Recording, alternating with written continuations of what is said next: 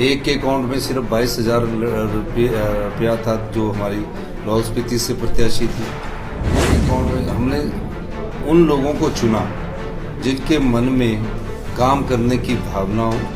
गरीब उम्मीदवार अपने इस्तीफे को स्वीकार करने के लिए तो विधानसभा के बाहर धरने पर बैठे, जनता की समस्याओं के लिए धरने पर नहीं बैठे।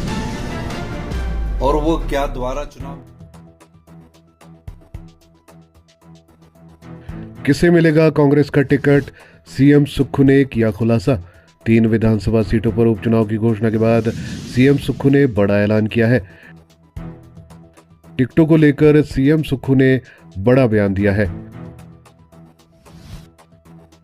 सीएम सुक्खू ने एक प्रेस वार्ता में बताया है कि इस बार कांग्रेस किसे टिकट देने जा रही है। सीएम सुक्खू से जब यह सवाल पूछा गया कि इस बार वह नए चेहरों को टिकट देंगे या पुरानों पर दांव लगाएंगे, तो इस पर सीएम सुक्खू का कहना था कि उन्होंने केवल पार्टी के ईमानदार कार्यकर्ताओं को टिकट दिया था। लाहौल स्पीति की प्रत्याशी के पास तो सिर्फ 22,000 रुपए अकाउंट में थे। हमने उनको चुना जिनके मन में काम करने की भावना हो। विधायक बनकर वो अपने व्यापार को न बढ़ाए बल्कि जनता की समस्याओं का समाधान करे। देखिए, हम तो अभी हमने जो चेहरे खेले वो पार्टी के समर्पित कार्यकर्ता थे। एक के अकाउंट में सिर्फ 22,000 रुपया था जो हमारी लाहौल स्पीति से प्रत्याशी थी। एक के अकाउंट में हमने उन लोगों को चुना जिनके मन में काम करने की भावना हो, गरीब का दर्द हो और विधायक बनकर वो धंधा करना ना आए, अपने व्यापार को बढ़ाने के लिए विधायकी ना करे। इस दृष्टि से हमने उनको देखा। मेरा ये मानना है कि हिमाचल की जनता ने इन 3 विधानसभा क्षेत्रों का जो लोग लड़ेंगे वो भी आने वाले समय में इसका सही आकलन कर सकते हैं कि 3.5 साल के लिए चुनाव क्यों हो रहा है और आजाद प्रत्याशी को, इंडिपेंडेंट एमएलए को क्या जरूरत पड़ी थी इस्तीफा देने की। वो तो अपनी मांगों के लेके किसी से भी समर्थन दे सकते। इसी के साथ सीएम सुक्खू ने इस्तीफा दे चुके निर्दलीय विधायकों पर भी बड़ा तंज कसा है। सीएम सुक्खू ने कहा है कि जिन विधायकों को जनता ने 5 साल के लिए चुना, वह विधायक जनता के जनादेश को बेचकर इस्तीफा स्वीकार कराने तो धरने पर बैठे, लेकिन कभी जनता की समस्याओं को लेकर धरने पर नहीं बैठे।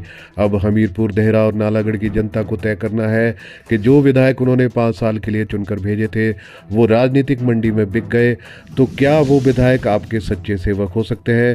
ये अब जनता को तय करना है। इस्तीफे देने का कोई औचित्य नहीं था और नालागढ़, देहरा और हमीरपुर की जनता ने इन्हें 5 साल के लिए चुनकर भेजा था।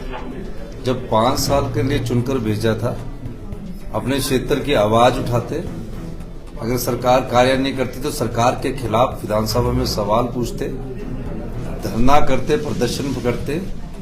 ये एक ऐसा चुनाव होने जा रहा है जहां आजादी के बाद का पहला ऐसा इतिहास बनने जा रहा है जहां आजाद उम्मीदवार अपने इस्तीफे को स्वीकार करने के लिए तो विधानसभा के बाहर धरने पर बैठे, जनता की समस्याओं के लिए धरने पर नहीं बैठे।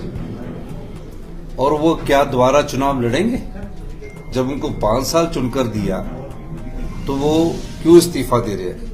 इसके पीछे के रहस्य को समझना होगा और ये रहस्य नालागढ़, हमीरपुर और देहरा की जनता को सोचना होगा कि जिस व्यक्ति को आप 5 साल चुनकर भेजते हो, आपके वोट के दम से वो विधायक बनता है और राजनीतिक मंडी में विधायक बनकर बिक जाता है, तो कैसे ऐसे जो उम्मीदवार है जो अब कमल खरीदकर चुनाव लड़ना चाहते हैं, तो क्या उनको जनता आने वाले समय में वो सच्चे सेवक हो सकते हैं?